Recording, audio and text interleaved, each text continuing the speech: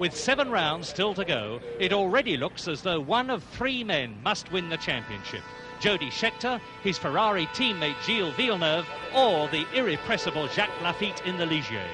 But at Silverstone, it's the Grand Prix that matters, and it promises to be electrifying. For in practice, Alan Jones in the Saudia Williams has slashed an incredible 7 seconds off the record, with a lap at well over 145 miles an hour, over half a second faster than Jean-Pierre Jabouille's time in the Renault, and that's a lot these days.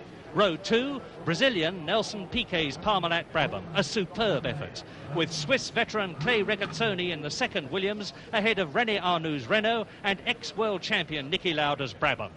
Every one of the 24 starters has shattered the lap record, and 5.5 seconds cover the field. And joining me today in the commentary box, 2 former world champions and winners of the British Grand Prix, Jackie Stewart and James Hunt. Well, Alan Jones, I think, has been one of the more underrated drivers in Grand Prix racing up until this season. He's now at long last got into the really good car that he deserves. Unfortunately, he hasn't had the results that he deserves this year because the Williams has not had a good reliability record. But with the car going fast now, they've been working on their reliability, and today may well be the breakthrough that they've been looking for with a healthy run to the finish. If that happens, I think Alan will win easily. 4th fastest, the incredible veteran, the Swiss driver Clay Regazzoni, ex-Ferrari man, 5 Grand Prix wins today in the Saudia Williams, 4th fastest, 2 Williams in the first 2 rows. James Hunt.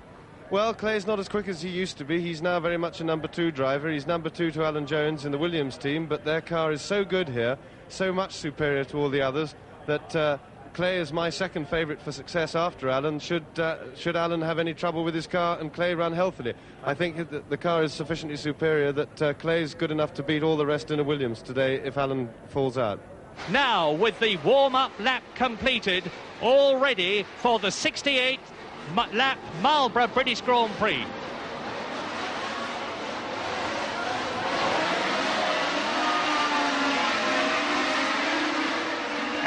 Punching through, it's Clay Regazzoni taking the lead. That's incredible. It's the 2 Saudia Williams cars first into Copse Corner. Alan Jones and Clay Regazzoni, the Australian and the veteran Swiss driver, and they lead, and it's Regazzoni as they go round the left-hander at Baggett's, down towards Beckett's, the right-hander. There is Gilles Villeneuve, the Ferrari driver, and that's a wonderful sight. The 2 white and green Saudia Williams cars going down towards the left-hander at Chapel, down Hanger Straight for the first time in this 68-lap race, and they're coming through. That's Jabouille. Jean-Pierre Jabouille is going to go through. He's got tremendous speed and power here, 510 horsepower, and it is still Alan Jones leads now, with Jabouille on the outside of Clay Regazzoni, kicking up some concrete dust that's been laid over oil, and there to the right are Niki Lauda and Nelson Piquet. Tremendous drama right at the beginning of the race, and it's still Alan Jones, the man who was so sensational in practice. It's Jabouille in second position, it's Clay Regazzoni in third position, and then the Parmalat Brabham in 4th place. Coming towards us now, and Nelson Piquet is in the Parmalat Brabham in 4th position and trying to take Regazzoni. And it's Jones, Jabouille, Regazzoni, Piquet, Lauda, Andretti, Arnoux and Jacques Laffite in the first of the 2 Ligier cars as Jean-Pierre Jabouille rounds the right-hander at Copse at some 125 miles an hour. And there you see the car of Nelson Piquet, a little over-exuberance by a young Brazilian driver. He was sitting there in 4th position. He stalled his engine. He's not allowed to get outside assistance. He cannot be pushed. René Arnoux is up into 4th position now, and coming towards us, there is Mario Andretti, who had trouble all through practice of one kind and another, opted to drive the Lotus 79 rather than the Lotus 80, and it looks as though already Mario Andretti's British Grand Prix is run, and Mario has had the most appalling luck this year. He's in 6th position in the World Championship, and Nelson Piquet walking into the pits away from Woodcote Corner, the chicane. There is the leader, Alan Jones, and he is now on his 10th lap out of 68. And Alan Jones pulling away now. Number 27, that's the car to watch in the Saudia Williams, Alan Jones. And what has happened to Jean-Pierre Jabouille? Jean-Pierre Jabouille in the turbocharged Renault is missing. There's another side of him. There he is. Jackie, is this tactics or is something happening, do you suspect, to Jabouille's car? Jabouille has a problem. You're seeing a man in trouble right there. Whether his tyres are going off, Murray, or whether it's a mechanical problem for Jean-Pierre Jabouille, he may have made an error of judgment while we were watching the great tussle that's going on behind him. But young Mr. Jabouille now certainly is having trouble. Big, burly Alan Jones leading from Jean-Pierre Jabouille, with Regazzoni in the second of the two Saudia Williams cars third. Fourth, René Arnoux in the second of the two turbocharged Renaults. Fifth and sixth in the two Ferraris, Gilles Villeneuve and Jody Scheckter. Niki Lauda, the second of the two Parmalat Brabham cars, is into the pits. Nelson Piquet, his teammate, out at the beginning of the race when he spun at Woodcote. And Niki Lauda, who was in 8th position, is now in the pits, and that means that Jochen Maas in the Arrows has moved up into 8th position. Villeneuve, Scheckter, into Woodcote, and Villeneuve slowing right down, and Scheckter's going to take him as they come out of Woodcote and down into Copse. Up into 5th place goes Jody Scheckter, the World Championship leader in the flat 12-cylinder Ferrari. Jackie Stewart. Gilles Villeneuve had a gear selection problem as he went through the chicane. He missed his gears completely. You can see going over the bumps here, the aerofoils thrashing around there at the front, but Gilles Villeneuve definitely had a transmission problem. Lap 16, and we are looking at the battle for 5th and 6th place. Gilles Villeneuve missed his gears, lost 5th place to Jody Scheckter, and will now be trying to retake it, because there are certainly no team orders in the Ferrari team at this stage of the World Championship. Jean-Pierre Jabouille in 2nd place, the French Grand Prix leader, into the pits. Jackie Stewart's comment was right, and over to Barry Gill. Well, as you see here, Jabouille coming in, obviously for the tyre change Jackie Stewart talked about. He's been in 4 seconds, 5 seconds. They're not only just taking the front tyres off, they look, as you can see, as if they're changing all the tyres. Jabouille perched in that car, rocking every single tyre being changed. And Jackie Stewart and Murray Walker back in the tyre were absolutely correct. The man did have a major tyre problem. He's now been sitting here since he stopped, 24 seconds, 25 seconds.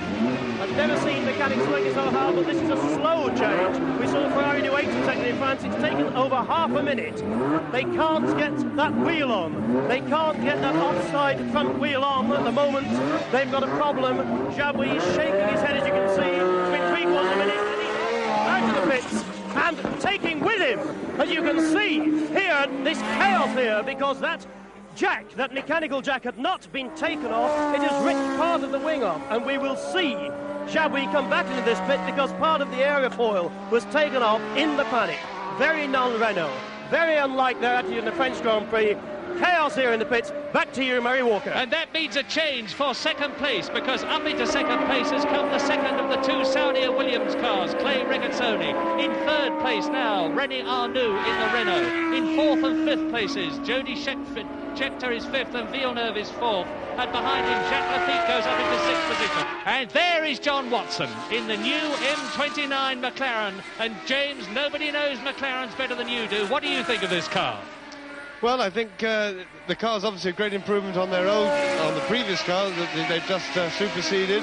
It's going a steady race. There's no great fireworks from it, but it's obviously a big improvement on their form generally in the season. And I think Watson's driving a very steady race. He's staying fairly close to defeat, who incidentally is still slowly catching the Ferraris. Jabouille into the pits. He's obviously decided that he can't take it the way the car is handling. It may be something else. They didn't get the wheel on properly. It's quite possible. But over to Barry Gill. Well, here, as you can see, that front aerofoil is missing, and the problem is that the man you can see kneeling down here is still fixing the reserve aerofoil. So Jabouille, who's already been in the pit 16 seconds, has got no replacement nose to be fitted yet. And this, I'm afraid, is going to be a very long and a very sad job. Back to you in the tower, Murray. In 3rd position, behind Alan Jones, it's still René Arnoux, and his Renault is proving to be reliable, whereas Jabouille, with the trouble with the aerofoil and the tyres, is now officially out of the race. Andretti out of the race with suspension trouble. Nelson Piquet out of the race, having spun at Woodcote. Niki Lauda out of the race with brake trouble, and Emerson Fittipaldi, another great ex-world champion, is out of the 33rd British Grand Prix.